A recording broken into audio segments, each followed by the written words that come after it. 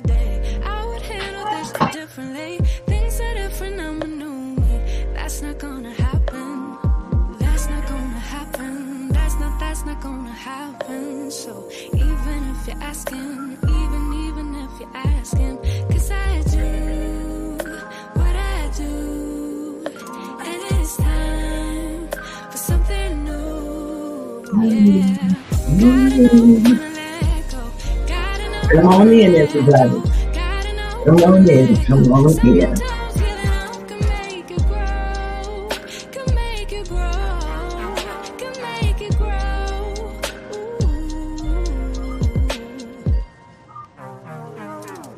Don't wanna be stuck in a spot, telling you it ain't what I thought. Come on in. Don't wanna be stuck in a spot, 'cause I don't really like what I got, so I changed it. Bit by bit, it's not ungrateful, just being helpful for me and you. 'Cause we gotta go our own way, gotta go our own way. Yeah. This was not a good stay, gotta go our own way. 'Cause I do what I do, and it's time for something new. Yeah. Gotta know when to let go, gotta know when to let go, gotta know when to let go. Sometimes healing up can make it grow, can make it grow, can make it grow.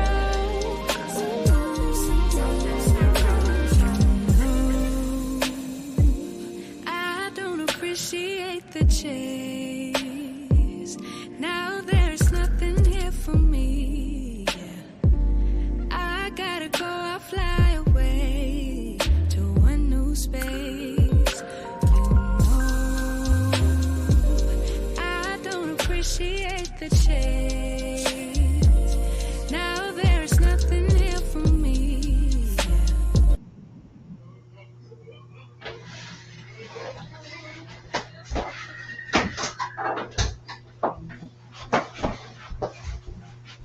Good morning. Good morning. Welcome back to my channel. This is Keto Granny. I am up this morning and I decided to get on here early and go ahead and film a motivational video. I wanted to get on here and share with you that I had such a good week last week as far as staying focused, being able to eat healthier, to eat better meals. There were a couple of days that I just didn't have an appetite. And you know what? When I have days like that, I take advantage of it. I try to keep my carb intake very, very low, and even my calorie intake. I try to add in protein on that day as far as what I am having, but I had some days where I just didn't have a big appetite. I had days that I had salads for the main portion of my meal. And I tell you, that has really, really helped with my atrial fibrillation. When you hear me say I have AFib, I'm referring to my atrial fibrillation. I have found that eating a lot of vegetables or having vegetables adding into my diet, this really, really helps with regulating my heartbeat. So that's some information that I wanted to share with you. Also, I was able to start my challenge, my personal challenge, which is walking around the lake every day this month. So if there are 30 or 31 days in this month, I don't even know. I've looked at my calendar, but I don't remember. I think it's 31. I want to see if I can walk around the lake 31 times this month. And then at the end of the month, I want to share with you my results and everything that happened from walking around the lake for 30 or 31 days. I have been doing the challenge so far, and I have been successful at achieving it and staying on point. Also, another challenge for myself is to get in 10,000 steps a day. Now, this is challenging for me because I do DoorDash, so I'm stepping and moving all the time anyway. So doing that, and I call those good quality steps because I'm up and down stairs, I'm climbing, different terrain all the time. So I call those good quality steps. And usually by the end of the day, I'm at like 6,000 and 7,000, and I still got that 3,000 to go. So I'm throwing in a lake walk And then I have to do maybe a little bit of exercise, at home, in order to hit those 10,000 steps also.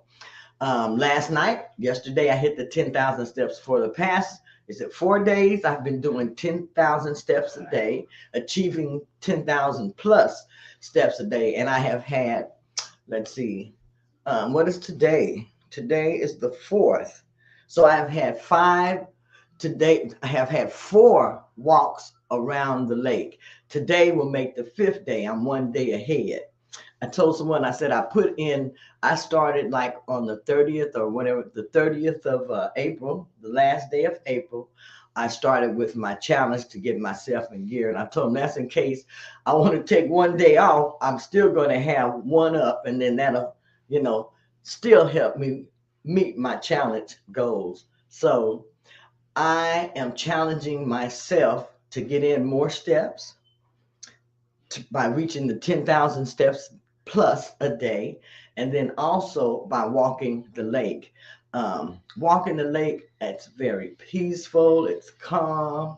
I'm usually out there, walking, and so I get to, a lot of thinking in, a lot of meditating in while I'm walking around the lake. Um, Also, I get to see, parts of nature. I'm always looking. I seen reindeer. I say reindeer, but I seen deer yesterday also grazing on the side of the road. I get excited when I see that type of stuff. So there were like 2 deer out just grazing on the side of the road. So I hope to start where I get to visit more parks, more areas where I can walk, different lakes that have different trails and everything. I'm anxious to start sharing those type of things with you. As you know, on my channel, I share a lot that I used to do in Seattle because I was very, very active. I like to stay active. My being active helps my body deal with the stiffness, with the pain, the arthritic pain, and different things that I have. So by keeping active, it helps me a whole lot. As far as staying on my weight loss journey, as far as staying on my journey to be able to deal with my pain, or do things that's going to help lessen the pain. So my journey is about a lot of things, and your journey is possibly a lot of things that you want to change in your life. And by doing that, I would think that you have to change your lifestyle. With your eating pattern also, you have to change your lifestyle. So if you're making a lifestyle change, and you're very serious about it, you got to have like your eating plan in there. Get yourself an eating plan that makes it so much easier to stick to. Decide what meat you're going to have for the week. You can always add in something different or something extra. Last night we went out, and I tell you, when I was there, I had the hardest time actually picking out food that I wanted to eat. Now, if I was going out for breakfast or something like that, then I could pick out different foods. But I'm sitting there thinking about the oils that they use that they're cooking their foods in. Um, all of that while I'm getting ready to order. So I do have to relax a little bit on that. And I ended up having some quesadillas because I looked at it. Everything was keto friendly that they use for the quesadillas except for the tortilla. So I was like, I can deal with that. And so I had an order of quesadillas, and I had some queso sauce, which was very, very good. And I had salsa, and that's what I had. And I ended up only eating like half of the quesadillas. It looks like they had like four triangles, or 8 triangles, and I ate 4 of those. So, and the rest I have in there in the kitchen, and I'm going to eat those also today. So I know that my body is going to be retaining a little bit of water because I know that they add in salt and different things. I don't use a lot of salt in my cooking because of my high blood pressure. So I know that my body is going to be a little bit bloated today as far as holding on to water. So that's why I tell people don't get on the scale, because depending on what you ate the day before or that day, your body will show those results. So staying off that scale, especially if you're a person that gets discouraged real quick, that's going to help you. let's talk a little bit about emotional eating. Emotional eating. Um, this is the weekend, and the weekend is really hard for me as far as staying on point. And plus, I have company. I'm having company, and they like to go out and eat, and they're used to doing that. So I'm gonna have to get adjusted to um, what I'm going to do when I am presented to going out to eat, like the type of dishes that I'm going to order, which is probably going to have to lean towards salads, and maybe salads and meat. Order something like that while I'm out. Have to, put that in my mind to order like that instead of just looking at the dishes that they have, and make the changes that I need in the food that I am ordering. So I'm not a good person as far as eating out with the keto because I'm so used to making everything at home and knowing exactly what's on there. And so I put a lot of thought into what I'm ordering, and I overthink it. But anyhow, because after I got home last night, I was like, why didn't I order this? Why didn't I order that? But I ordered what I did, and I had a good time out. That was our first time going out at night since we have been in Oklahoma, and we've been here almost a year. And I say everybody needs some type of social life. So we really enjoyed that last night, and we had a good time. We had some drinks, and really, really enjoyed ourselves. But let's get back to emotional eating, um, especially on the weekends. The weekends, it was very easy for me to make it through the week. But now the weekend is here. I have company. I know I'm going to be going out a lot, riding, stopping at places to eat. So I'm already getting prepared as far as to the type of foods that I want to eat and that I am going to, yeah, what I'm going to eat.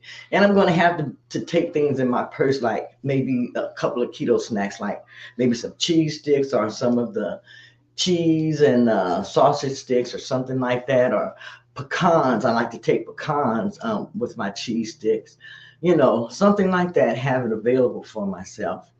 Um, because when we're out riding, we do a lot of stopping at the gas stations and stuff. And I think about every gas station we go in, um, we're getting something to eat. So I want to be ready and prepared for that also. And also, I drink a lot more adult beverages during that time. So that's something I got to look at because I like daiquiris. So I've got to look at how I'm going to not control that, but as far as having that sugar in it. Now, I do know how to make adult drinks and make them where they are keto friendly, but we're usually out, and having dinner when we usually have a cocktail or a drink with that. So that's something that I'm going to have to work on also. Now, for us, emotional eating is when you're eating when you're feeling sad, when you're feeling depressed, angry, or even when you're happy and excited. It's when you're eating for really doing some type of special occasion that calls for a celebration. Emotional eating is based on our emotions. I want to say a lot of us emotional eat and we don't even know. We find ourselves just picking up something after we get some maybe bad news, grief, that causes emotional eating. We'll find ourselves just picking up something absentmindedly and eating it. I mean, sometimes I'll go by my candy dishes or I'll see candy out, something, and I'll absentmindedly pick up a piece and eat it. And then I think, oh, why did I do that? And it's because, I've been so used to doing those type of things, walking by food, getting a piece of candy every now and then. And even when I'm outdoor dashing, I notice that they'll have the peppermints out or something. Sometime my mouth is dry, I'll grab a peppermint, pop it in, and then I'll say, oh, I was fasting. Why did I have that peppermint? So you can absent-mindedly eat. You can get something, you say, okay, I'm only going to have a bowl of ice cream or a cup of ice cream. And before you know it, you sit there and you've eaten the whole container, almost the whole container of ice cream. Or you said, I'm just going to have one piece of cake. But before you know it, you've eaten half the cake or almost all of the cake. You have to find other ways to deal with your emotional eating besides having food involved. Find another way to deal with your emotional eating. Go for a walk, call a friend, have a plan set up that's going to help you deal with your emotional eating. Have someone that you can talk to. Something that I'm doing with a friend, we are doing accountability for each other. And starting on Monday, I will be up here in Oklahoma and she will be where she lives at.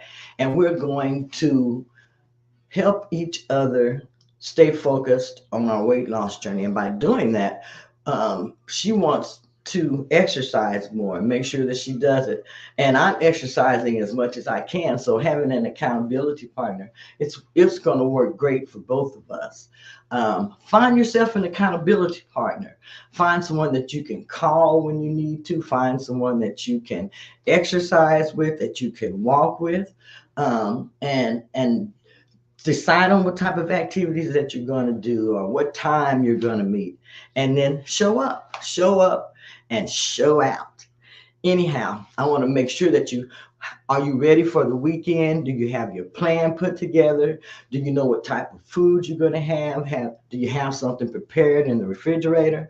And you don't need a huge meal prep. Hey, cook a little bit extra when you're making a meal, even breakfast. Cook a little bit of extra eggs or a little bit of, extra sausage or bacon or whatever you're having. And have that cooked up in the refrigerator. When you're cooking dinner, make an extra steak or make a little bit more meatloaf or whatever you're having so that you can have something in the refrigerator prepared so that when you get hungry or hangry, you can actually go in there and pick something out. So I just want to say, focus on yourself. You can do this. Watch out for the emotional eating. Find something else to replace your feelings when you get in your feelings. Even relationships can push you one way or the other. So find something to do besides eating. Okay, find something else to do besides eating. This is Keto Granny saying that we can make this weight loss journey. We can make this health journey. We can do it. Stay focused on yourself today. And if you fall off, just get up and start again. I have fell off so many times, but I always get up and start again. This is Keto Granny saying have a nice weekend. And I will probably see you hopefully Monday morning. I'll get up and do a motivational. Sunday, I'll be at church. So everyone have a blessed weekend. Stay safe, and I'll see you then. Bye-bye.